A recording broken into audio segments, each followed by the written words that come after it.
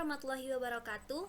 Allow me to introduce myself. My name is Putri Nirwana, and today I'm going to present analysis research, which is the title is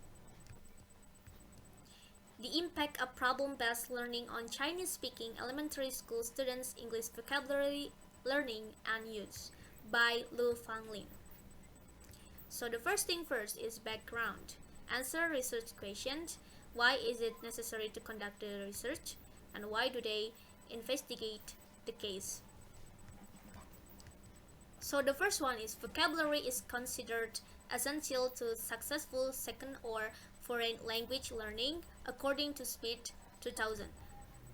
The second one is vocabulary as the basic of communication learning, and many EFL students have difficulty learning vocabulary by memorizing, which result in boredom. The third one is second language can explore the meaning of vocabulary and through real-life teamwork using a problem-based learning or PBL approach. And the last one is problem-based learning or PBL.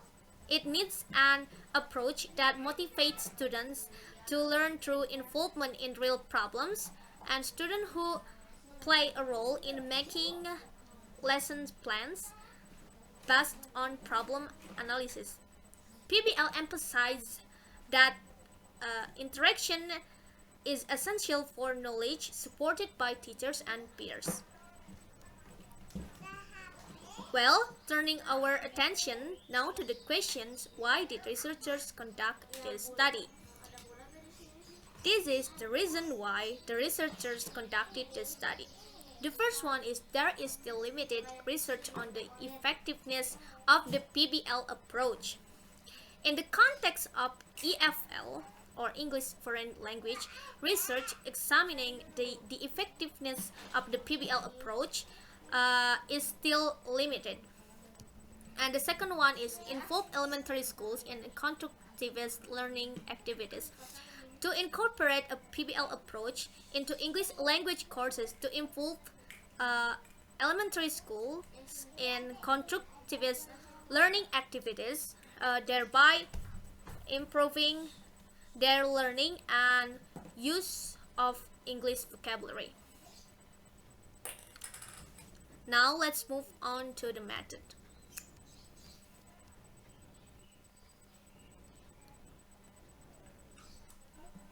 This research uses quantitative and qualitative study. Qualitative study is the vocabulary knowledge, or VK, pre-test to examine whether a significant differences between the group's knowledge of the target vocabulary, and post-test to compare the effect of the two instructional methods. And the quantitative data use a scoring scale and answer vocabulary knowledge pre-test, post-test, and topic writing questions. And the second one is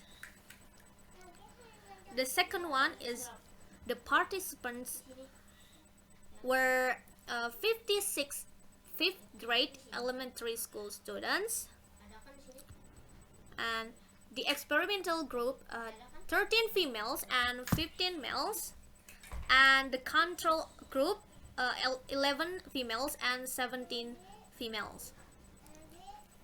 Two classes were randomly assigned, PBL and non-PBL, and their native language was Mandarin.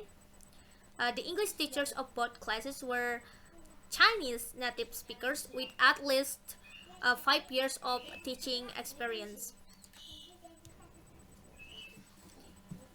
And the data collection is all participants in the two conditions attended English classes that cover the same content and the same vocabulary.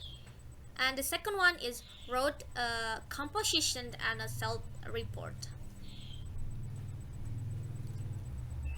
So the last one is question. Number 1 is, do you think problem-based learning is a good method to teach English to young learners? And the second one is, do your age level affects the effectiveness of a method? The answer is number one, depending on the young learners, it can be good and effective or not the right way and less effective. And in my opinion, this PBL approach is a good and effective way as long as young learners are actively involved in social interactions such as teamwork, group discussions, and interpersonal communication. But it is not more effective for young learners sometimes feel bored because they have to deal directly with problems and allow young learners to have difficulty processing information in a short time. And the second one answer is, my age level affects the effectiveness of a method. So I think my age level affects the effectiveness of a method because I am old enough to be an independent learner and capable sufficient to improve problem solving skills, and I need this PBL approach to maximize social life thinking skills and increase English vocabulary use.